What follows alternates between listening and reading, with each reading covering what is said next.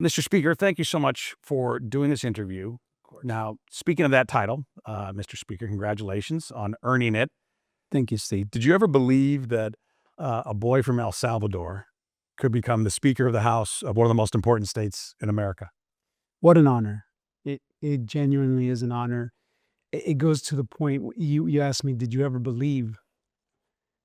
I believed it because I was told from the moment I arrived here by my parents that this is the greatest nation on earth and that you can dream as big as you want to, as big as you can. You just have to be willing to work just as hard or even twice as hard to achieve those dreams and goals. So, what an honor it is, honestly. We have an incredible group of legislators here in Arizona, our caucus members that I feel tremendously honored by their trust and being able to serve them as well here in the House. And, as conservatives, as Republicans, we don't play identity politics the way the left does. But we also recognize that it is part of who we are, right, as Americans, is our ethnicity. And you're the first Hispanic Speaker of the House in a state that has a lot of Hispanics. I'm frankly surprised it took this long, but you're the first Hispanic Speaker of the House in Arizona. Is that something you feel is a special responsibility? A tremendous responsibility, yeah, special responsibility. It also goes to show in my heart that I've been fighting for the right causes, that I've been fighting for the right ideals, which is that color blindness in justice and in law and also in our way of life. Dr. Martin Luther King's dream of being able to judge people by the content of their character, not by the color of their skin. And so for this to materialize here in Arizona and with our Republican caucus, which is the most conservative caucus we've had, it is really special. Right. So, Steve, you as a legal immigrant to this country, what is your view of illegal immigration? Well, this is a subject that I've been passionate for many years because I am a legal immigrant. You know, I've learned in my heart that the best thing you can do to honor immigrants, to honor immigration, is have a system that respects everyone equally. You can't give certain people advantage, or you can't give certain people special treatment because of maybe their geography or their background or even their acumen. It has to be a system that works for everybody because the reality is we would love to help everyone in the world, but the economy wouldn't work. Public safety wouldn't work because we are a country. So to me, it's always been a serious subject. And on top of that, I want to, that opportunity that was given to me, I want to make sure that it's there for everyone. And the best thing I can do is respect the rule of law, which is what makes this country so great, right? So illegal immigration is something that is, to me, on face value, it hurts the country. It hurts immigrants.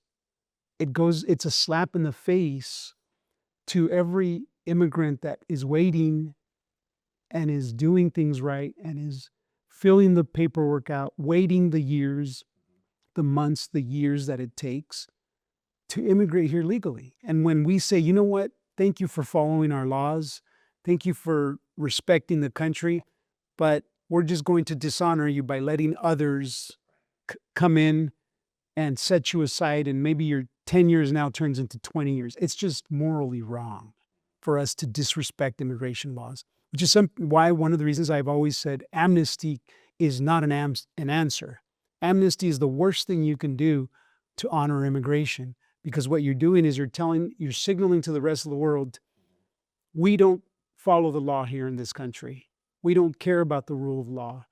We're going to honor those that break the law. You can't do that. That's why I get passionate about the subject, but it is because I know that there are so many immigrants and would-be immigrants from across the world that are trying to honor this country and honor the rule of law. I'm glad you bring this up because I think for a lot of native-born Americans, if they don't happen to be close to immigrants in their friend circle or their family, they may not know just how difficult it is, how expensive and time-consuming it is to become a legal immigrant to this country. You obviously know firsthand. I know because of my father. It was very difficult for him to become a citizen, but he did the right way. Even had to leave for a while, was here on a student visa that ran out, had to go back to Colombia, reapply, come back to the United States.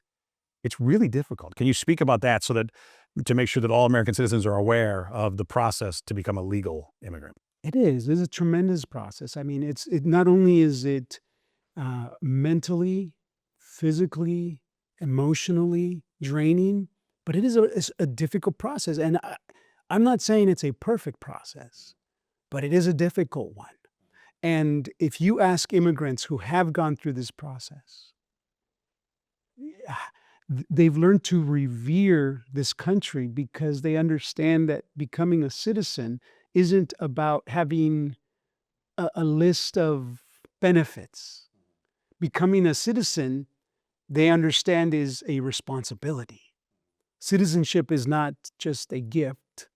It is a gift, but it's not just a list of benefits. Becoming a citizen, now you have the weight of of liberty in present tense and for future generations over our shoulders. That's one of the reasons why think about the immigration test. They seem to be simple questions, but they're very profound questions. What kind of economic system do we have in this country? Well, if you are a legal immigrant, if you are a citizen that was naturalized and came to this country legally, you've been able to learn why it is important that we have a free market capitalist system. If you go to universities nowadays, it's taboo to say that. But immigrants understand we've left our struggles in other countries of poverty and being killed and terrorized by cartels where we can never succeed economically. We've left all of that for a country that offers us the opportunity for us to succeed, for our families to succeed, for our kids to have an education and a bright future.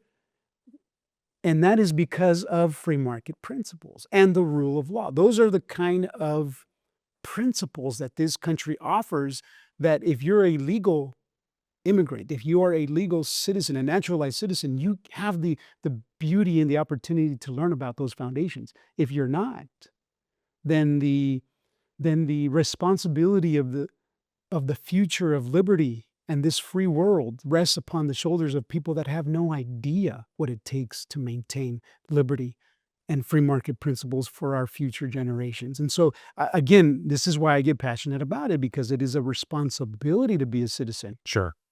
To whom much is given, much is required. That's right. We know that from the good book, right? But it works in politics and policies as well, right? Let me ask you more about this subject of coming from Latin America and wanting something different. It seems to me that we can be very proud of our heritage. We can be proud of the history, the culture, the food, all of it. But at the same time, insist that we will not replicate the failings of Latin America here in the United States. There's a reason you left. There's a reason millions left, right? They came here for something better, and we shouldn't replicate the cronyism, the corruption, the lack of opportunity, the authoritarianism, any of that here in the United States. Right. Well, in Latin America and in other countries in the rest of the world, because this is the greatest nation on earth, this Constitution given to us, afforded to us by blood, sweat, and tears, lives that were sacrificed, and hundreds of years of study as to how to put a republic together.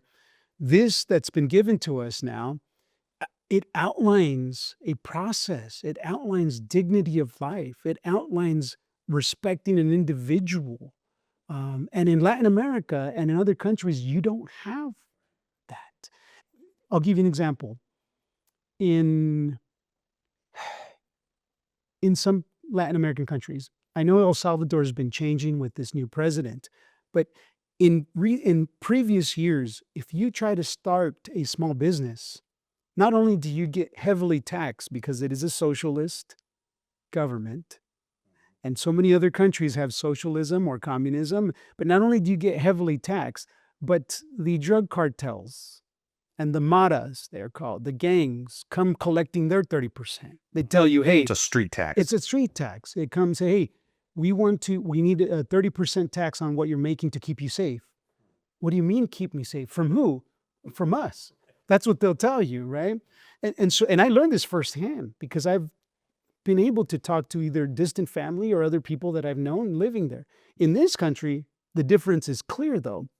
The difference is, here's what my dad used to tell me, Steve, it is impossible to go hungry in this country. It's impossible. He says, people sell rocks in this country. It's verbatim what he used to tell me. People sell rocks in this country. And I've always grown with that thought. And when my wife and I got married, I saw a perfect example. We went on a cruise from Seattle, Washington to Alaska. We went to Pike's Marketplace, and you're walking down the hall and you are down the rows and you see tulips being sold and all kinds of souvenirs. And we arrived at this place where you saw some river stones that said faith. And the other one said hope. And another one said love. And I turned one around and it said $12.99. They sell rocks in this country. They sell rocks. I just paid, I know I'm bloviating, but I paid, I think it was like $400 to have dirt delivered to my backyard in Arizona because I'm fixing the landscape. Right. They sell rocks in this country. You know, it's in Arizona, we pay people to make our front yard and our backyard look like a desert landscape in Arizona. It is impossible to go hungry. If you're willing to work hard, if you're willing to dream big, you can succeed. See, that's the difference. That we have the rule of law, public safety, men and women that are willing to stand for that public service with honor and integrity. More here than in other places. I have someone willing to give their life for my family, to protect them, a stranger. Those kind of values are what this country affords. It is our responsibility to keep it that way. So that difference with Latin America, and it's not a dig on people or cultures, it's human nature. It just so happens that in this country we have decided to draw a line to protect our families and our future. And that's, I think, the beauty of why people want to come here in the first place. That's the American dream: safety, prosperity, chasing the American dream for yourself, but for your children. And I think that's what really resonates with me. One quick thought. I had a conversation with a mom. She says, I had to wait 20 years to immigrate into this country. And now that I am older in life, I would do it again. Because now I've insured my kids and their kids. My sacrifice of waiting legally ensures my kids and their kids have the blessings of liberty. Sure. What a gift. What an inheritance to bestow. Speaking of children, in Arizona and all across this country, because of the influx of millions and millions of illegal migrants, most of whom are unvetted, and because the Biden administration made it very advantageous actually to bring children with you, turned children really in some ways almost into illegal migration tokens, a lot of American schools are inundated with migrant children. Now, I don't blame the children, of course, not their fault.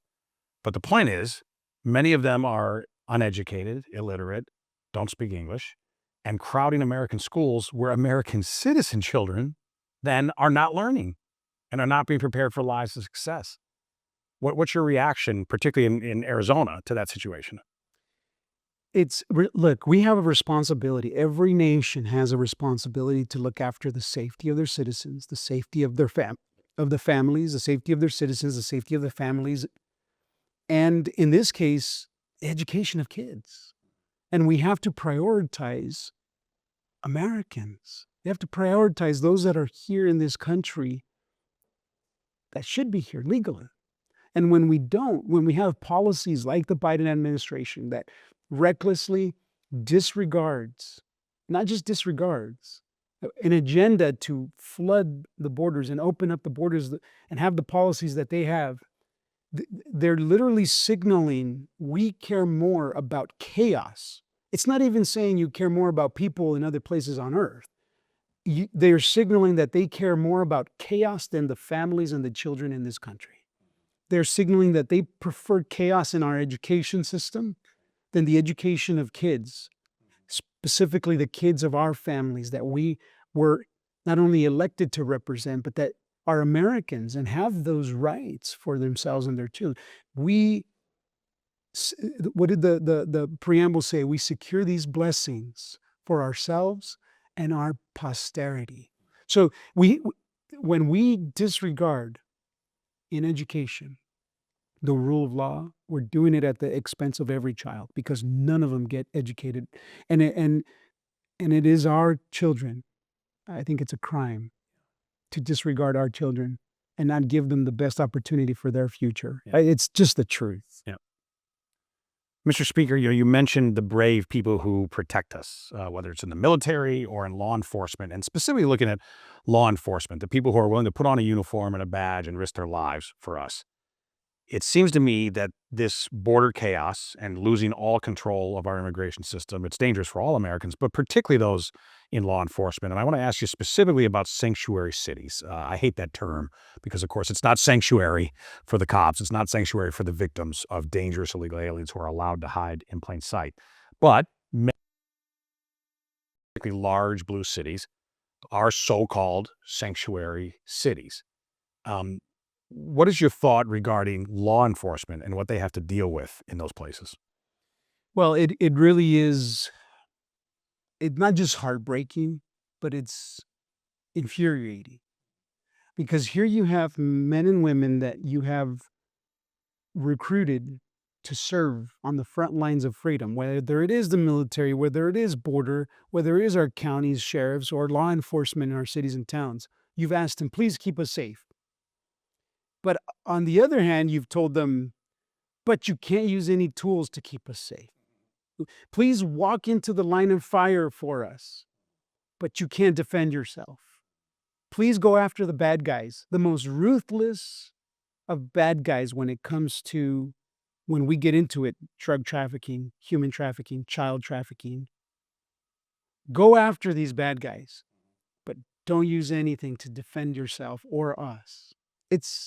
It's reckless, criminal, it's infuriating. And to have politicians that are willing to use these subjects and at the expense of law enforcement is unexplainable. It's unacceptable. So when you use the term sanctuary city policies, those mayors or those chiefs that decide, look, we're going to put our law enforcement assets on the street and then let them out to dry, let them out to hang, is what you're saying.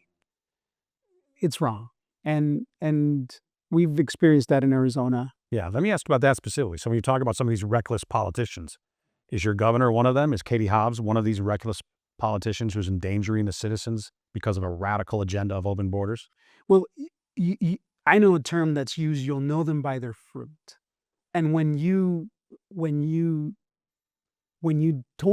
don't take the steps to protect law enforcement and to say we need a secure border, knowing what's happening at the border, how can you not say that that's reckless? When we have children being trafficked at the border, when we have individuals being assaulted, killed at the border, whether they're legal or not, whether you have American citizens being terrorized on their property, finding dead bodies on their property, finding their property destroyed, whether it's cattle, whether it's their property being destroyed, and not call things out for what they are, I think that's reckless. You can't go around it. We sent out a bill to the governor that said we are going to designate drug cartels as terrorist organizations here in Arizona, and she vetoed that. How can I not say that's reckless? What was her justification? That we have nothing to do with, this is something the federal government should be doing. Wow. Again, that is reckless to me. Sure. Because in essence, Was she afraid of bad approval numbers among cartel members? I mean, it's that absurd. I don't mean to laugh. It's a serious issue, but it's so absurd that it's almost comical, right? Designating drug cartels as terrorist organizations, vetoed. I want to ask you about this point too, because I think you're an authority on this, not just because you're the Speaker of the House here, but because you're from El Salvador, which has historically been one of the most violent countries in the world. Thankfully, very different now, but historically, one of the most violent places on earth. with significant transnational gangs, which did end up in the United States, largely because of open borders policies. But I'd like you to please comment on, I'm not sure all Americans realize just how vicious and terrorist-like these Latin American transnational gangs are, whether it's the Mexican cartels or Tren de Aragua. There's a whole host of them. But can you speak to just how totally inhumane their tactics are? Well, yeah, I mean, they use children in cases as shields. They use family like, when you're willing to terrorize families, terrorize individuals to the point where you're taking their life in ruthless ways, how could you sit by and say, "We're not gonna do anything about that. We're gonna allow that to infiltrate into this country," when bombs are going off? Yes, they are going off. Just in on the other side here of the border, I believe it's one of the neighboring cities or border cities, the mayor was assassinated in public. Car bomb first, they didn't get him then, but later on they found his body headless. I mean, it's ruthless. We can go into depictions or descriptions, but the reality is there is no care for life there. For whatever reasons, law enforcement doesn't have the bandwidth, or the leaders aren't taking the steps they need to. I'll go that far. But the reality is it is ruthless. And we cannot allow anything near like this to come into our country. We can't. Our citizens, our families, our children deserve. And again, we start going into the ruthlessness of using children to get contraband across the border, of using young people, young women who are assaulted, who they're threatened, they're raped, they're assaulted and killed and left out in the desert. But according to the leftists, an open border is merciful. I mean, if you consider rape trees merciful, where you find the undergarments of young women as trophies at the border, if you consider children being used and abused and trafficked merciful, if you consider single moms having to deal with all of this and dads being brutalized, human beings being their dignity being taken from them because they had a dream, if you consider that merciful, I don't want to be a part of it. Yeah. Okay, let's talk solutions, particularly with I know it got heavy, man, but well, it's a heavy topic, right? Very heavy. And, by the way, if it's heavy for us, think about the people who've actually been victimized, right? Who've lost loved ones, who themselves have been terrorized, right? So, yes, it's heavy for all of us, but for some people, it's life-changing. it needs to be said. Yeah. It needs to be said. Let's talk solutions. So with President Trump in office, with Tom Homan as the border czar, I think we're already well on our way to securing the border. Not done. And by the way, the border was never perfect, okay? But under President Trump, it was heading in the right direction, and the trajectory was very, very positive toward law and order. I think we're going to get back there quickly. But in my mind, that's not enough. In addition, we need internal enforcement, meaning the bad guys have to go, and prioritizing the dangerous, in many cases with serious criminal record, illegal aliens who have been hiding in plain sight in this country. We know, for example, because the Biden administration was forced to admit it to the Congress, that there were over 400,000 known convicted criminals who were in the United States as illegal aliens, including 13,000 murderers, known murderers in the United States, not here in custody, roaming the streets of the United States. It seems to me all of those guys have to go. Your thoughts? They have to go. I mean, there is no option here. There is no gray area. There is no middle ground. Not only have we can talk about crossing the border illegally, coming in, overstaying your visa, misrepresenting, however it is, we can talk about that. On its own, it's against the law and we need to deal with it. But when we're talking about known criminals, people that take others' lives, people that traffic fentanyl, we're losing an equivalent of a 9/11 amount of lives every month to fentanyl. We're we're losing families, children, to what these criminals are doing. I mean, there is no gray area here. Find them and get them out of here. And that's why we have decided, at least in Arizona, we are going to do everything we can to help our law enforcement, first of all, have the tools they need, have the authorities they need, work with this federal administration, with President Trump's administration. God bless President Trump, putting his life directly on the line. And it reminds me about how the signers of the Declaration of Independence knew they were signing their death warrant, right? And they pledged their life, their liberty, and their sacred life, their sacred honor, and their fortunes. I see he's putting on his life, his fortune on the line to save this country as well. And that's what we need. We need to make sure that we're targeting the criminals. What did Tom Homan say? Criminals first. And I appreciate Tom Homan as well. He's a man that I've had a chance to meet, to work with. He's the real deal. He is a man of principle, and when I first met him, I was like, this can't be real. Right. This man, He's so authentic he's so that it authentic. almost seems like it can't be. Yeah, I agree. And then you get to know him, he hardly sleeps. Right. Like he is 100% committed to the mission. And so we're going to do everything possible to help our federal administration, President Trump's administration, and Tom Homan achieve the goals of keeping Americans safe. Sure. So listen, I know there are limits to what you can do because you have divided government here in And Arizona. it's a You have state. Sure. You have but you have a Democrat governor, in my view, a very radical Democrat governor. You have a Republican legislature. So given that divided government, you can't do everything you want to do. But nonetheless, I mean, do you pledge as a citizen of this country, as an legal immigrant to this country, and as a Speaker of the House, are you going to do everything you can to assist the federal government in finally enforcing the laws of this country regarding immigration? Without a doubt. I am a man I love the American Constitution. And I've been saying this for years. The federal government, pre-President Trump, but the federal government has been failing us.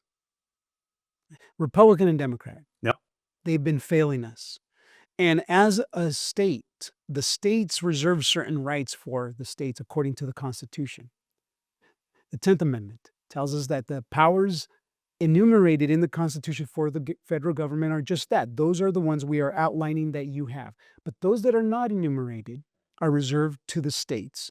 And I have been saying the states reserve the power and the right to take action into their own hands if the federal government is refusing to do their job and what the federal government or what the Constitution has outlined for them. So it just so happens now that the federal government is stepping in, and President Trump's administration is stepping in with Tom Homan. So we're going to do everything possible within the confines of the Constitution because we are a constitutional republic. And so, but we will do everything possible to do our part to support law enforcement so that they can have the tools they need to work in conjunction, in partnership with Tom Homan, with the Border Czar, with President Trump's administration. That's something I'm actually excited about. We've passed legislation here that's been vetoed, so we've taken it to the voters. There's a measure, the Border Security Act, that we sent to the voters that the voters agreed with us by far, 70%. Imagine that. 70% of people want to be safe, right? Right. Now it's being sued and it's in the courts, but I believe that it will stand. It's constitutional, and I think people are serious about having secure borders, safe communities, and that's our pledge. That's our heart. That's what we're going to continue to do. Mr. Speaker, thank you for everything you're doing.